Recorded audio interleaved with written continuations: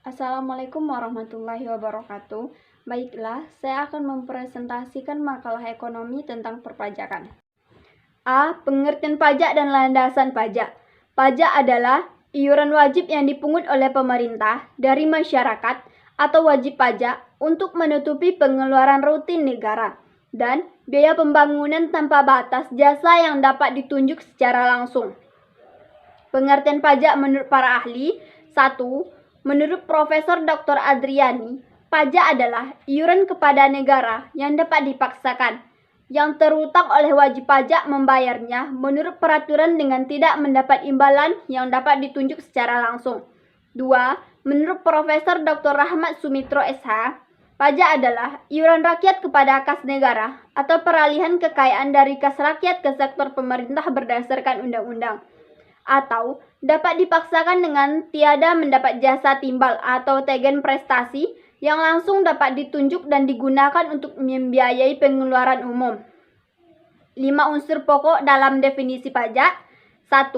Iuran pungutan. 2. Pajak dipungut berdasarkan undang-undang. 3. Pajak dapat dipaksakan. 4. Tidak menerima kontraprestasi. 5. Untuk membiayai pengeluaran umum pemerintah. B. Fungsi pajak. 1. Fungsi budgetair adalah fungsi utama pajak dan fungsi fiskal, yaitu semua fungsi di mana pajak dipergunakan sebagai alat untuk memasukkan dana secara optimal ke kas negara berdasarkan undang-undang perpajakan yang berlaku. Segala pajak untuk keperkuat negara berdasarkan undang-undang. Faktor yang turut mempengaruhi optimalisasi pemasukan dana kas negara adalah 1. Filsafat negara. 2. Kejelasan undang-undang dan peraturan perpajakan. 3. Tingkat pendidikan penduduk atau wajib pajak. 4. Kualitas dan kuantitas petugas pajak setempat. 5. Strategi yang diterapkan organisasi yang mengadministrasikan. 2. Fungsi reguleran atau fungsi mengatur dan sebagainya. Juga fungsi pajak dipergunakan oleh pemerintah sebagai alat untuk mencapai tujuan tertentu, dan sebagainya sebagai fungsi tambahan karena fungsi ini hanya sebagai pelengkap dari fungsi utama pajak. Untuk mencapai tujuan tersebut, maka pajak dipakai sebagai alat kebijakan. Misalnya, pajak atas minuman keras ditinggikan untuk mengurangi konsumsi fasilitas perpajakan, sehingga perwujudan dari pajak reguleran yang terdapat dalam Undang-Undang Nomor 1 Tahun 1967 tentang penanaman modal asing. Contoh: 1. Biaya materai modal. 2. Biaya masuk dan pajak penjualan. 3. Biaya balik nama. 4. Pajak perseroan. 5. Pajak dividen. C. Justifikasi pajak dan prinsip pemungutan pajak. Teori asas pemungutan pajak. 1. Teori ansuransi. 2. Teori kepentingan. 3. Teori bakti. 4. Teori gaya pikul. 5. Teori gaya Bailey. 6. Teori pembangunan. Prinsip-prinsip pemungutan pajak. Menurut Era Seligman, ada 4 prinsip pemungutan pajak. 1. Prinsip fiskal. 2. Prinsip administratif.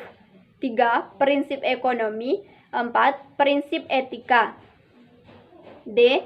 Hukum pajak adalah keseluruhan dari peraturan-peraturan yang meliputi wewenang pemerintah untuk mengambil kekayaan seseorang dan menyerahkannya kembali kepada masyarakat melalui kas negara, sehingga hukum pajak tersebut merupakan hukum publik yang mengatur hubungan negara dan orang-orang atau badan-badan hukum yang berkewajiban membayar pajak.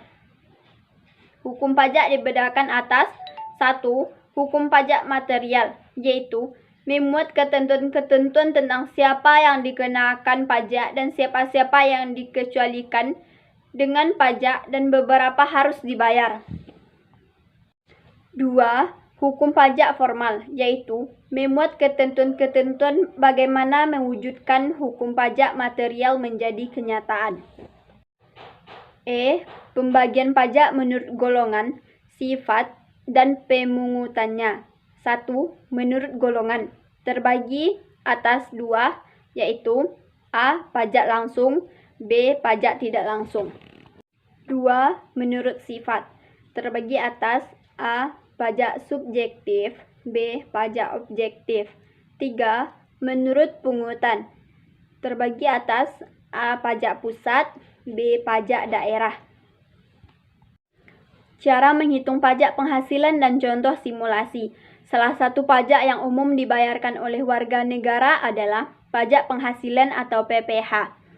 Pajak ini dibebankan kepada seseorang yang sudah memiliki penghasilan.